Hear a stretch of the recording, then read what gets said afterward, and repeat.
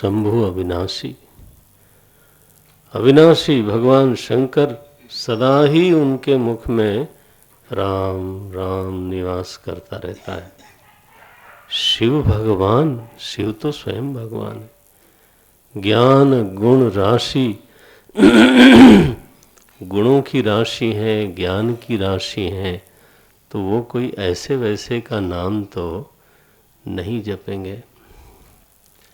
तो 84 लाख योनियों को शिव जी महाराज उसी नाम के बल पे तो काशी में मुक्ति देते हैं।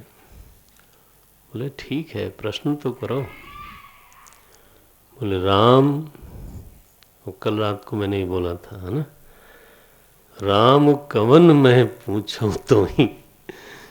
बोले मेरा प्रश्न यह है कि ये राम जी कौन है जिनके नाम का इतना बड़ा प्रभाव है, भगवान शंकर के मुख में जो निरंतर निवास करते हैं। वो राम कवन मैं पूछूं तो ही, कही बुझाई कृपा निधि मोही। मुझे ऐसे बताइए जिससे मुझे समझ में आ जाए, बुझाई, बूझ पड़े, समझ में आवे, ऐसा बताओ। बोले तुमने कभी राम जी के बारे में सुना नहीं? बोले सुना है। अब ये देखो, थोड़ा उपेक्षा से बोलते हैं। एक राम अवधेश कुमारा, एक राम जी के बारे में मैंने सुना, वो त्रेता में महाराज दशरथ हुए, अयोध्यापति, उनके पुत्र थे, बड़े पुत्र थे। एक राम अवधेश कुमारा, तिनकर चरित्र विदित संसारा। उनका तो चरित्र सबको मालूम ही है, इसमें थोड़ा उपेक्षा है। उनका हाल तो सबको मालूम है ऐसे बोलते हैं। याज्ञवल्क्य भगत थे, उनको बुरा लगा, बोले हैं क्या मालूम है? तो भरद्वाज जी को दो बातें बड़ी जोर से लगी हैं रामचरित्र में। रामचरित्र में हजारों बात होगी, लेकिन वो दो बात का उदाहरण देते हैं। नारी विरह अरे भैया और भी कुछ होगा? नहीं नहीं नहीं, ये दो बताइए मुझे। नारी विरह दुख लहव अपारा, माने आसक्ति नहीं होती तो विरह क्यों होता? तो ईश्वर में आसक्ति, ये बात कुछ जमती नहीं, और आसक्ति नहीं होती तो बिछड़ने का दुख क्यों होता? तो इसका मतलब है कि अगर वही राम ईश्वर हैं, शिव जी जिसके नाम का जप करते हैं, उसमें आसक्ति है। नारी विरह दुख लहव अपारा, और इतना ही नहीं, क्रोध भी बहुत आया।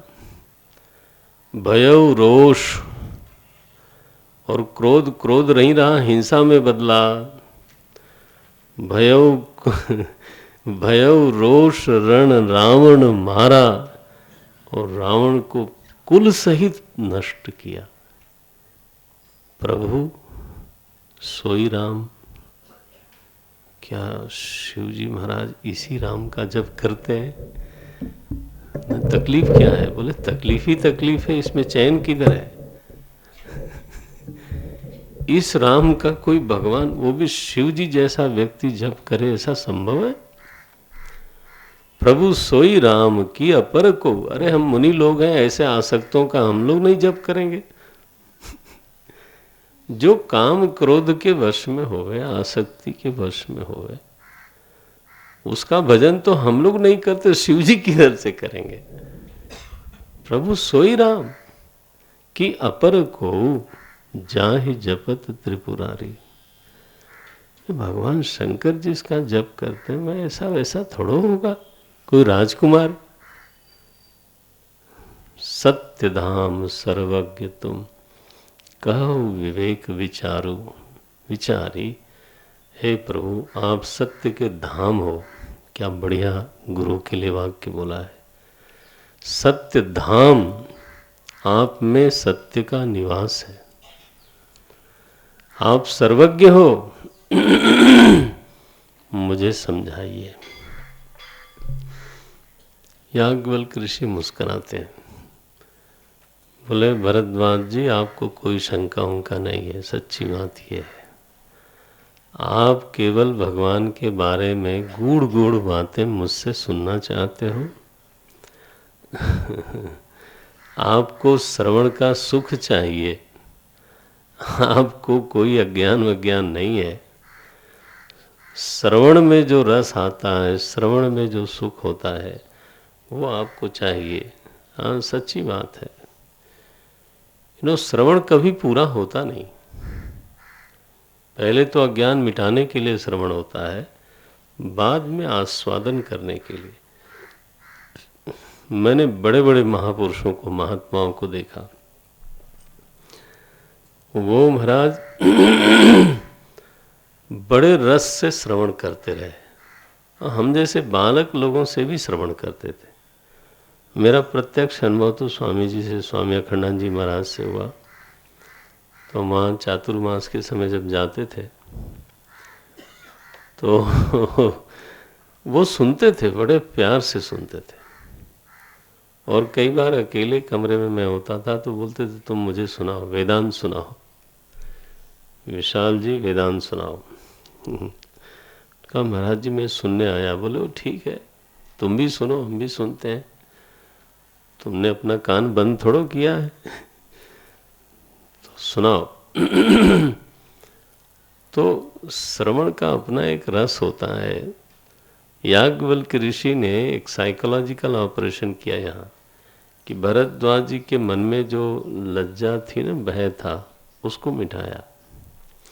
बोले इसमें आपको कोई अज्ञान वज्ञान है ही नहीं, आप महापुरुष हो, आपको सुनने की इच्छा है और लोग भी इस बात को जाने, ऐसा आप लोग को उपकार करना चाहते हो, इसलिए मैं बोलता हूँ। ऐसे ही संशय कीन भवानी। तो ये आपका प्रश्न है, आपको शर्म आ रही है बोलने में, आप छोड़िए इस बात को। भगवान शंकर के साथ नित्य सहचरी के रूप में रहने वाली सती जी को भी ये शंका हुई थी, तो आपको अगर शंका हो गई तो इसमें कोई शर्माने वाली बात है नहीं। इसको बोलते हैं गुरु का साइकोलॉजिकल ऑपरेशन गुरु ने किया। जो उनके भीतर एक इन्फीरियरिटी थी, कॉम्प्लेक्स था, हीन भावना हो रही थी कि बताओ मैं इतना पढ़ा लिखा, मैं स्वयं उपदेश देने वाला, और मुझ में शंका। बोले छोड़िए इसको, शंका बड़े बड़े लोगों में होती है। सती जी को भी शंका हुई थी। ऐसे ही संशय कीन भवानी, महादेव तब कहा बखानी। तब शिव जी ने उपदेश किया था। बोले महाराज ये कब हुआ? तब कथा आगे बढ़ाते। अब भरद्वाज ऋषि और याज्ञवल्क्य की जो कथा है वो कैलाश में पहुंच गई। ये शैली है। प्रयाग में जो कथा शुरू हुई, अब कहाँ गई वो? वो कैलाश में गई। लेकिन कैलाश में जाने का जो प्रसंग आया, वो प्रसंग सुनाते हैं। अच्छा, दो चौपाई गा लेता हूँ। ये आपको साथ में मिल ही रहा होगा। 47वां दोहे के बाद की पंक्ति है। हाँ। एक बार त्रेता जुग माही, एक बार त्रेता, एक बार त्रेता जुग माही,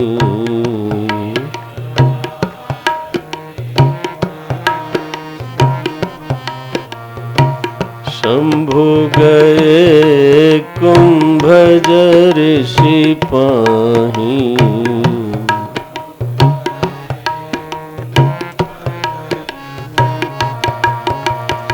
संग सती जग जननी भवानी,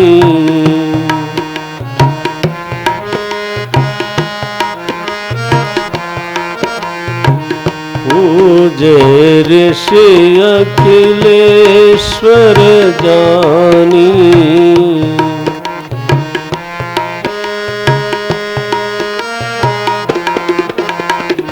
राम कथा मुनि बरज बखानी।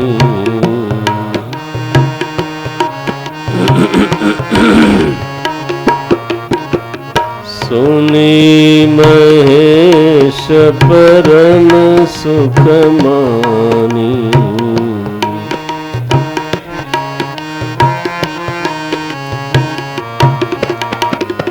ऋषि पूछी हरि भगति सुहाई।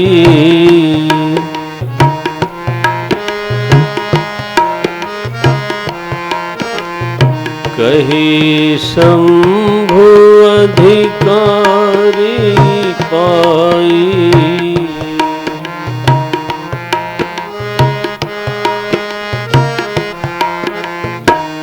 कही शंभु अधिकारी पाई।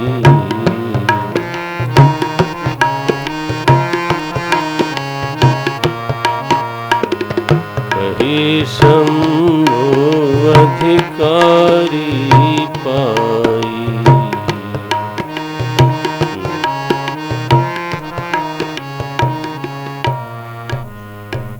एक बार त्रेता जुग माही। त्रेता का युग था और एक बार की बेला है, इसलिए ये केवल श्रवण में ज्ञान बाधक नहीं है कि मुझे मालूम है इसलिए मुझे सुनना नहीं चाहिए। No no no no no, श्रवण में ज्ञान बाधक नहीं है, श्रवण में अभिमान बाधक है। नहीं, एक और बाधा लगती है। श्रवण किससे हो सकता है और किससे नहीं हो सकता है, वो भी थोड़ा एक समस्या रहती है। कोई मने शिव जी जैसा सुनाने वाला हो, कोई याज्ञवल्क्य ऋषि जैसा सुनाने वाला हो, और कोई अगस्त ऋषि जैसा सुनाने वाला हो, तब तो सुनने का मजा आता है। लेकिन अब कुछ भी सुना जाए ये तो संभव नहीं है। ये कई बार ये बाधा भी पड़ती है। अब तपोवन जी महाराज जैसा कोई सुनावे, अखंडानंद जी महाराज जैसा कोई सुनावे, अब क्यों नहीं, जीवन भर श्रवण हो सकता है। तो श्रवण ही साधना है। ध्यान रखना, ध्यान को भी हमारे भगवान कृष्ण ने गीता में कहा, तो ध्यान चित्त शुद्धि के लिए है। उपविश्य आसने युंज्यात योगम आत्मविशुद्धये। तो अन्य जनाः अपि ब्रुवन्तु आत्मविशुद्धये योगम युंज्यात न तो तत्व सिद्धये। उल्टा कर लो, तत्व की सिद्धि ध्यान से नहीं मानी गई। चित्त शुद्धि के लिए, चित्त में एकाग्रता संपादन के लिए, चित्त की निर्मलता के लिए, यस, योगम युंजात। लेकिन ज्ञान के लिए, उसी गीता में लिखा, ज्ञान के लिए तद विद्धि प्रणिपातेन परिप्रश्नेन सेवया। जानने के लिए तो फिर वो करना पड़ेगा, और वो करने के लिए भी श्रद्धा हृदय में हो। कई बार शरीर से प्रणाम हो जाता है, हृदय में श्रद्धा चाहिए। इसलिए भगवान ने कहा श्रद्धावान। ऐसा क्यों नहीं लिखा ध्यानवान लभते ज्ञानम? आखिर तो गीता जी का भी तो आलोड़न होना चाहिए, पूरा अमृत निकालना चाहिए उसमें से। तो श्रवण में दो ही चीज बाधा है, शिष्य की ओर से, हमारी ओर से अभिमान, और दूसरा ये है कि सुनाने वाले का जो स्तर है वो अगर मिल जाए तो क्यों नहीं। तो हमारे शिव जी महाराज को अभिमान तो है नहीं। तो एक बार वो कैलाश पर्वत से उठे और श्रवण की लालसा से चले। कहाँ चले? जहाँ कोई सही सुनाने वाला हो। तो जमीन पे आए महाराज। एक बार त्रेता जुग माही, शंभु गए कुंभज ऋषि पाही। श्रवण का रस पता होवे तो कई बार हमें हमारे कार्यकर्ता बताते हैं कि अमुक व्यक्ति इसलिए नहीं आए क्योंकि उनको इनविटेशन नहीं गया था, या उनको पर्सनली किसी ने नहीं कहा। और शिव जी को कहाँ गया था इनविटेशन? शिव जी महाराज कैलाश पर्वत से उठ कर के, देखो भला, और स्वयं जगत गुरु हैं, त्रिभुवन गुरु हैं, उनको कोई अज्ञान वज्ञान की समस्या नहीं है। रसास्वादन करना है भाई। हमारे यहाँ से साधक लोग सिद्धबाड़ी जाते हैं, तो क्या आसपास सत्संग नहीं मिलता होगा क्या उनको? मिलता तो होगा, लेकिन कभी गुरु भूमि पे भी जाना चाहिए। सिद्धबाड़ी तो आप लोगों का निमंत्रण देता हूँ, चलो इसी बहाने।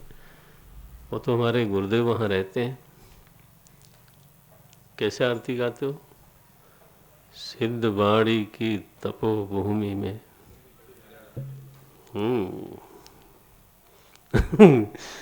तो आइए कभी।